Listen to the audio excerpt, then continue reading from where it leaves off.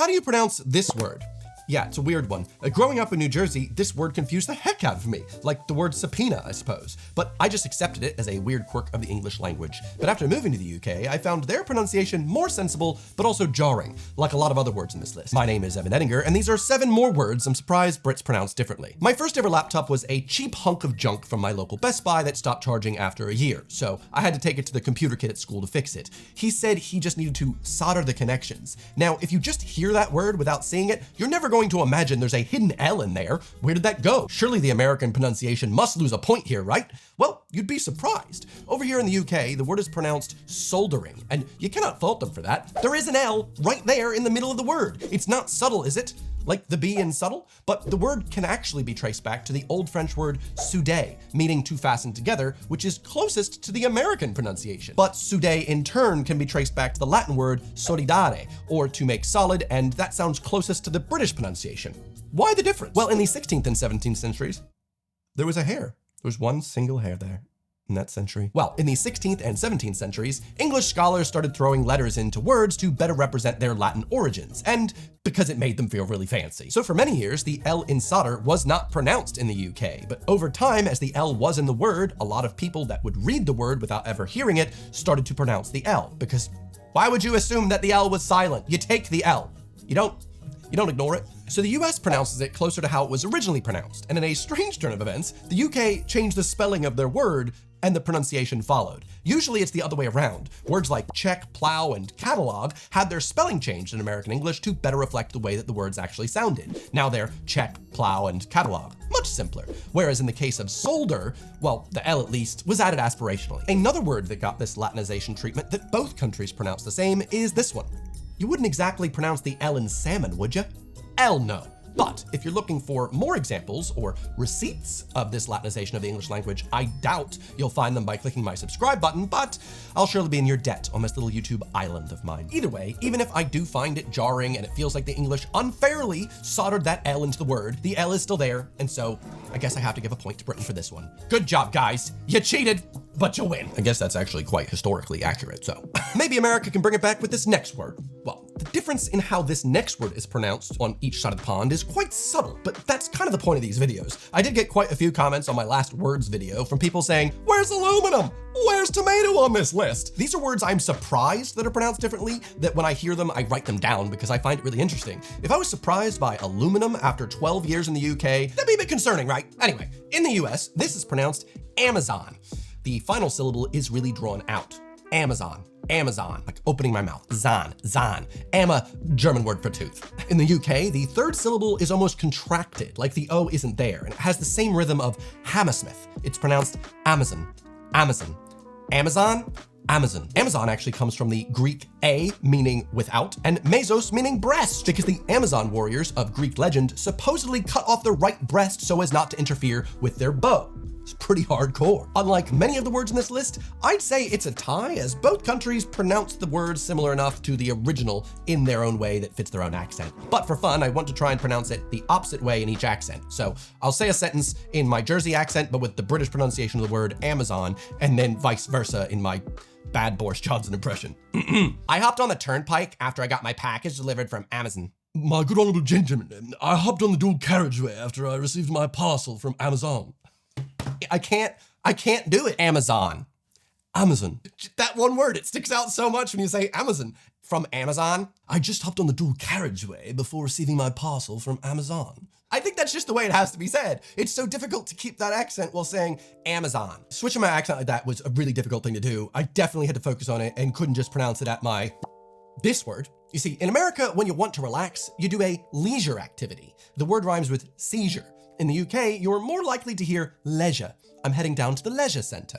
It rhymes with pleasure. Leisure sounds so much fancier, to me at least. The word comes from the Old French word loisir, meaning the capacity or ability to do something. Neither leisure nor leisure sound anything like the old or current French pronunciation of the word, but I feel like I do have to give a point to the Brits for this, as the word rhyming with pleasure is a lot more fitting than the word rhyming with seizure. At least it doesn't rhyme with this next word though, right?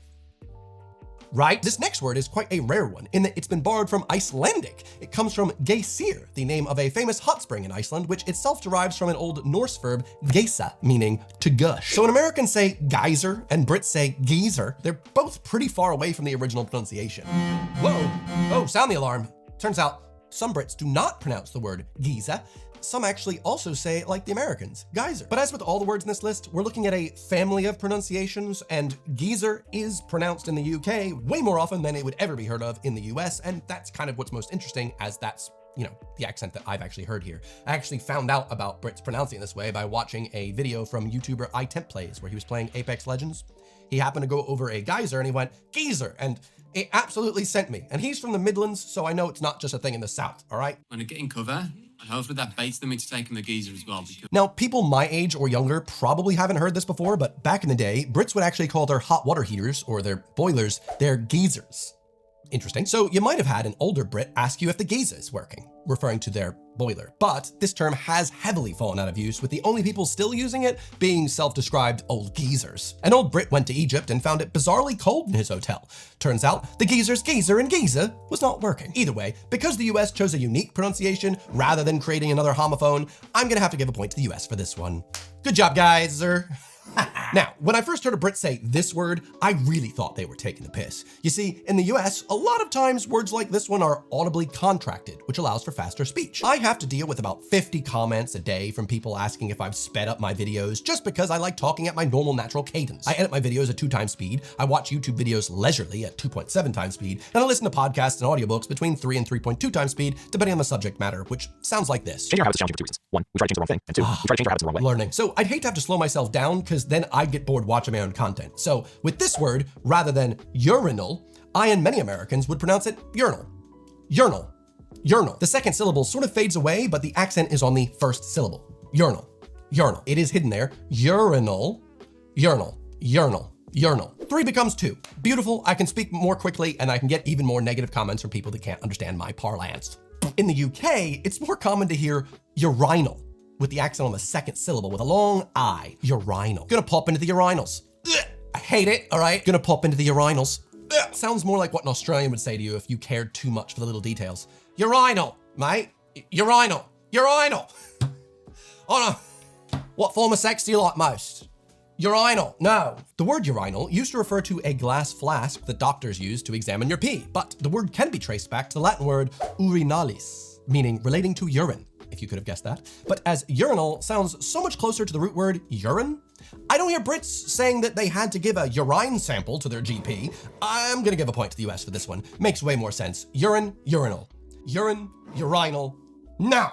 But don't worry, Britain. You're in luck. We've still got 2 more words to go. Hearing a Brit pronounce this word for the first time caused me a bit of whiplash. When the word is on its own, many Brits might find they pronounce it the same way Americans do. But throw on the prefix musculo onto the front of it, and suddenly, many Brits change it up. In America, this is skeletal, pronounced just like skeleton.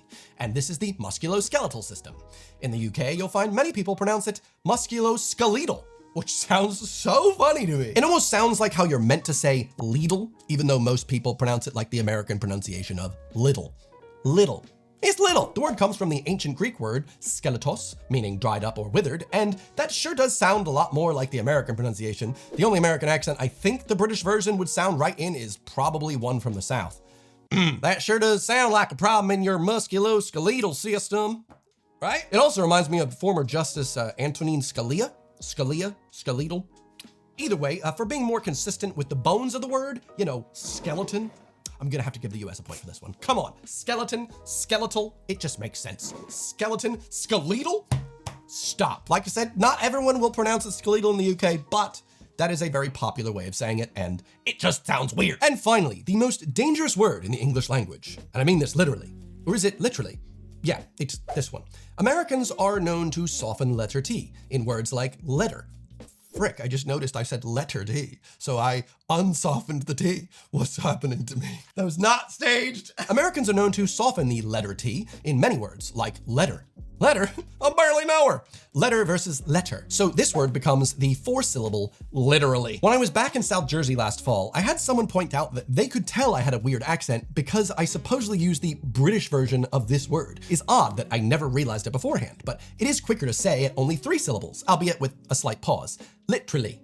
Literally. I literally killed him. I literally did not do that. Yes, you literally did. Literally shut the f up. I was literally hopping on the turnpike. I was literally hopping on the dual carriageway. I went to Greg's for a vegan sausage roll. It was literally £5. It's a sausage roll, Michael. What could it cost? £10. I'm from New Jersey and I was literally hopping on the turnpike. I was in London and I was literally hopping on the dual carriageway. No.